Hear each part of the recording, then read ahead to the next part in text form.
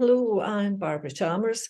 This last year I've been working with the community of Stranraer to write the place plan for the town, and I've just been in a meeting with Scottish Borders Council and Dumfries and Galloway Council, and folks were saying it would be a useful thing to share this presentation I did with them, just to talk about what we did in Stranraer. And obviously every community is going to be different, what they need is going to be different, and the scale of their issues and so on. And I was in a post for 6 months to work on this plan, so that was a big job, and if you're in a smaller community you'll be tackling it a very different way. But it was just to let you see what I did and see if that's of any use to you. Now if I can, I will now share my screen so you can have a look at the plan. So this is it. So it's called All Rise in the Tide, and that was one of the first things that came up in the town, was that everybody wanted to make sure that all of the community benefited from whatever we do in here. It's not about doing something for one group only.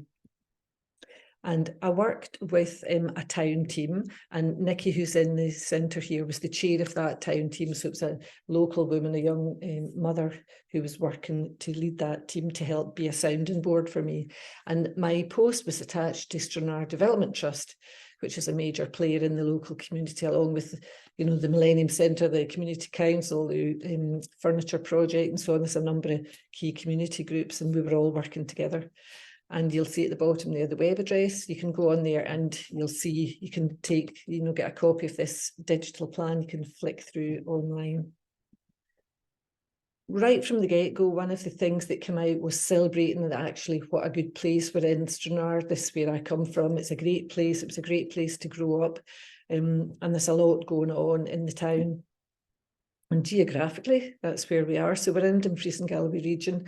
We're quite far from Dumfries, which is the sort of municipal centre. And so that causes some issues like travelling for people who are working in the council, maybe have to go to meetings in Dumfries. It's a 2-hour drive on a not very nice road, which is particularly challenging in the dark winter months. But, we're very close to Ireland, very close to England. So it's quite a strategic position that we're in, and there's a train straight up to Glasgow. This is the Mull of Galloway, which is our very dramatic headland. It's the most southerly point in Scotland, and it's part of, there's about 100 miles of coast round there, and loads of lovely coastal paths and beaches. It's a very beautiful part of the world. And that's the Ailsa Craig, or Paddy's Milestone, as we know it locally, and looking out to Kintyre from Stranraer, looking out over Loch Ryan.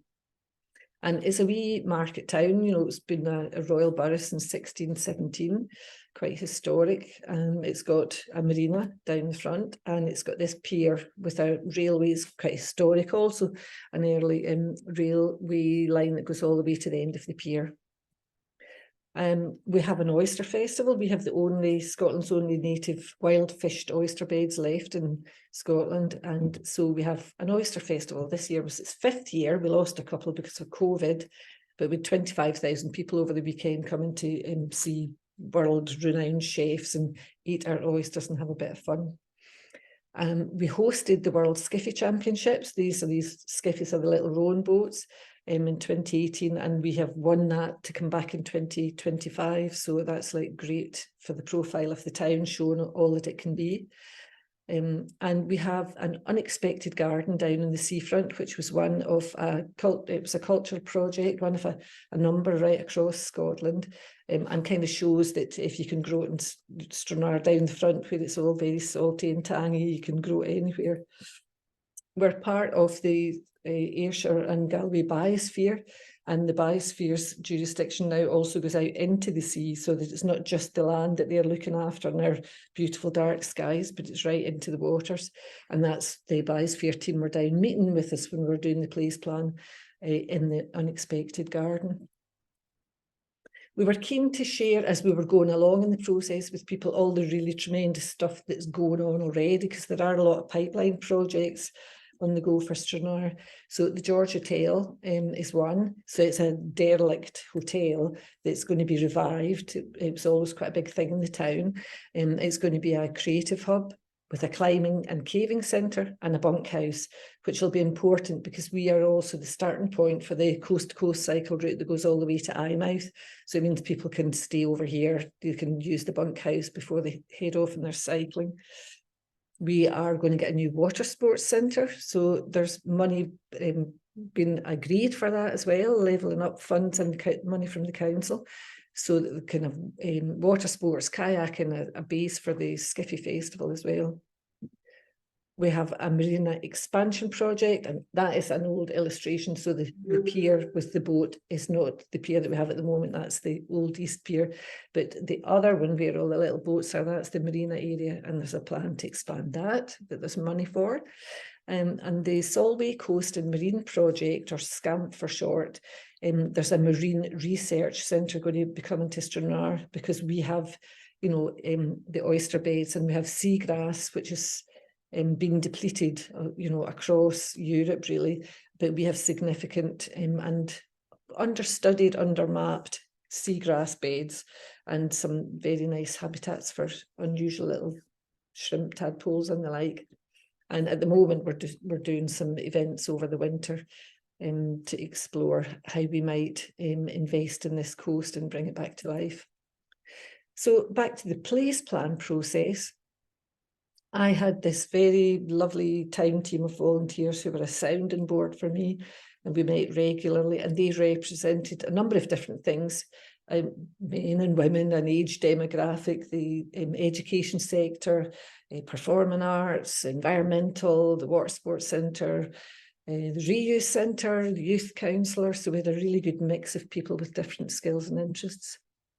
We started off having a partners huddle, so we brought together the Development Trust, the Community Council and other key groups in the area, like the Millennium Centre, which is where we are here. It's our key community centre, just to look at who should we be trying to reach out to and identify stakeholders, so we used the people in the know to find other people. From that, we drew up a stakeholder map, so it was trying to think who are all the key groups, and then who are in the people in those groups, and then how can we reach them. So we had a quite intensive process of engagement.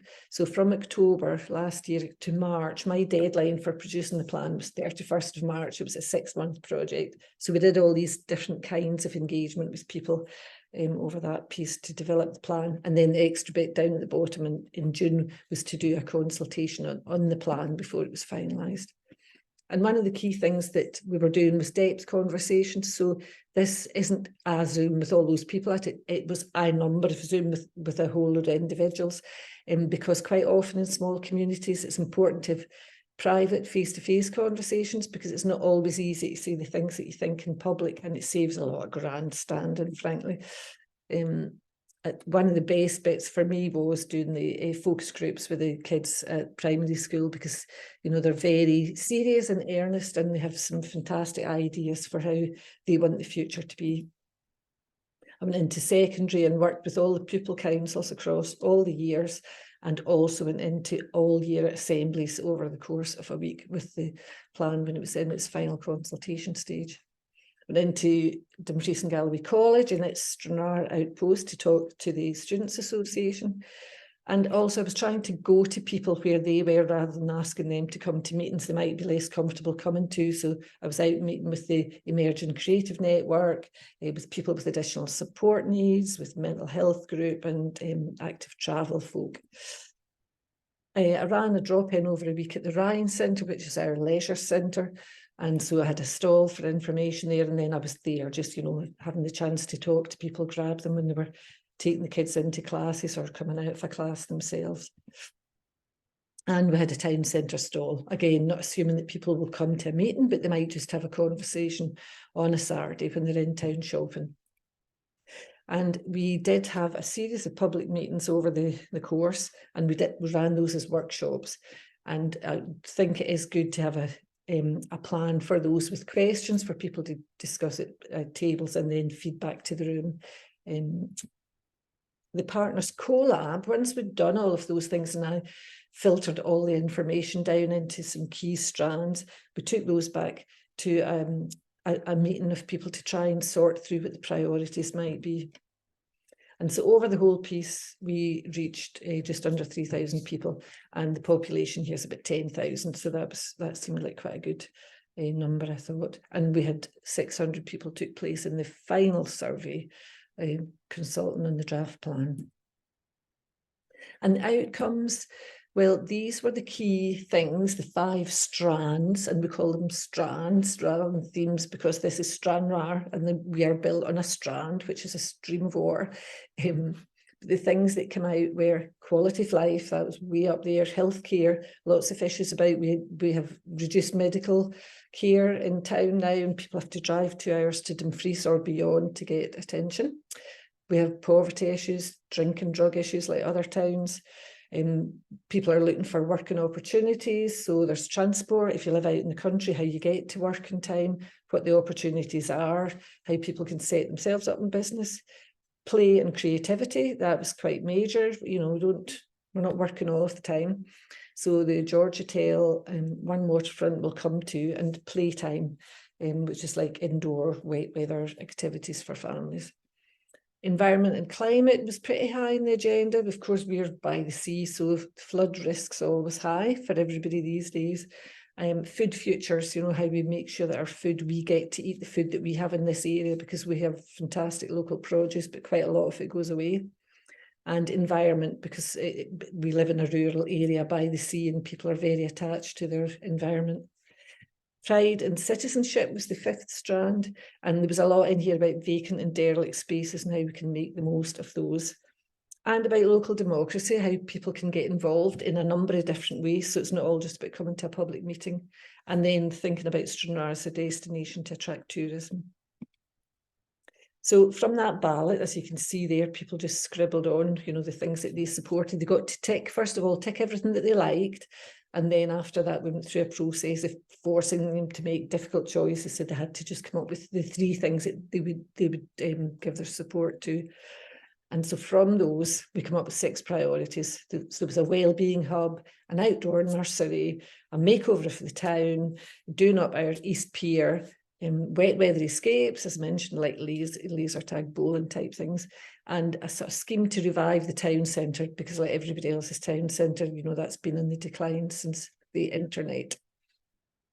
We did a little exercise just to map these different priorities to place, since it's a place plan, and came up with these 4 quarters. So there's the waterfront, the blue bit at the top there. The purple one is our West End, so that's our uptown. The enterprise straddles in the orange over to the town centre shops and then the industrial estate, and the sanctuary, or stanctuary as we call it, because it runs along the Black Stank Burn, is the green bit. So One Waterfront, one of the things we were really keen was that because there's a lot of things going on in town, it's to make sure that they're joined up. So all the way from the East Pier on the one side to encompass the Water Sports Centre, the Marina expansion, and the proposed, well, it's going to happen, the Marine Research Centre, not quite sure where it's sited, but I think along near the Water Sports Centre, that all of these things work together. And so, for example, the Marina expansion does not do anything that damages the marine environment, since we've got the only oyster bed left wild and wild fished. So we want to make sure these things all are, you know, cohesive. Then Uptown, so that's the cultural quarter. So we'll have that creative hub, the black and white building there, the George Hotel. The museum has just been refurbed, and I need to update that photograph because it's looking gorgeous. We've got the library, and then we've got the Millennium Centre, which is the sort of performing arts and community centre in the West End. The enterprise zone, to say, so across to, there's the town centre shops, and then there's the industrial estate that you can see up there, which the reuse centre has some very nice expansion plans, but those are the 2 sort of main industrial and town centre areas. And then Stanctuary. And the council's looking to develop 20-acre site there for wild wellness and bring that back into use. It's just behind our football stadium and leading towards the industrial estate and just behind some houses.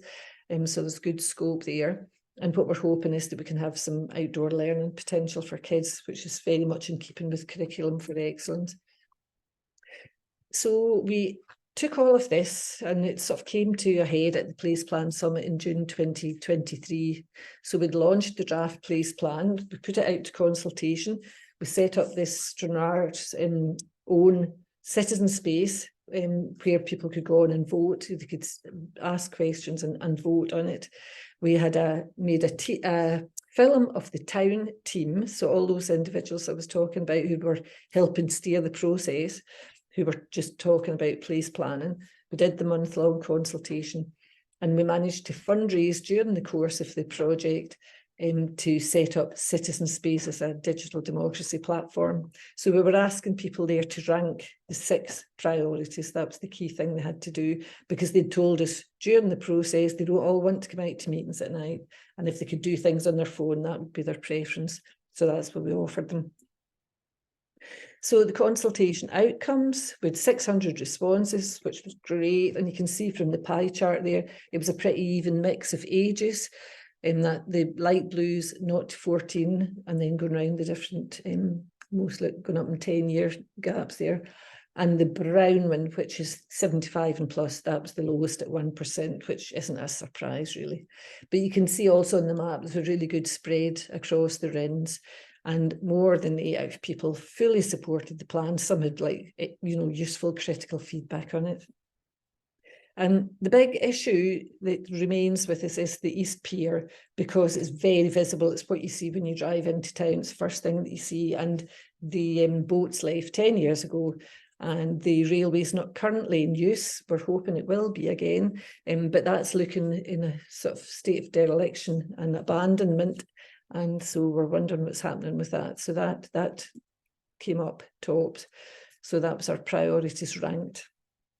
So it's the East Pier, then the wet weather, big makeover for the town, trying to revive town centre living, the wellbeing hub, and the outdoor nursery.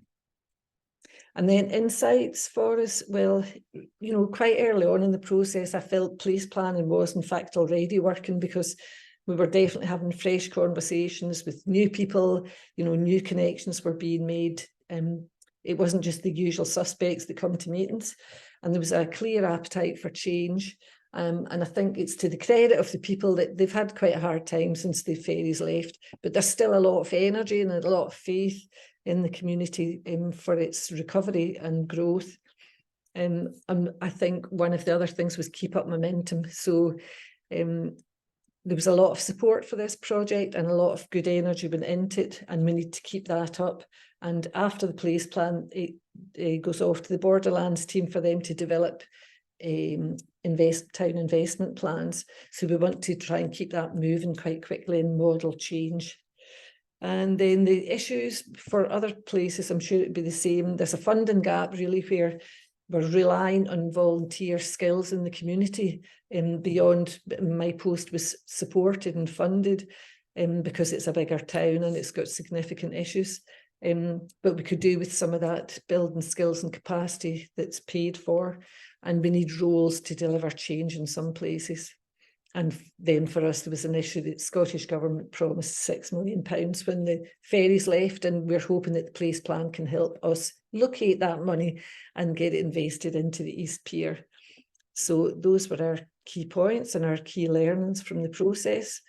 I hope you'll take the opportunity to go on the website, creatingstranraer.co.uk, have a little look at it, and get in touch with me if I can be of any help. Thank you.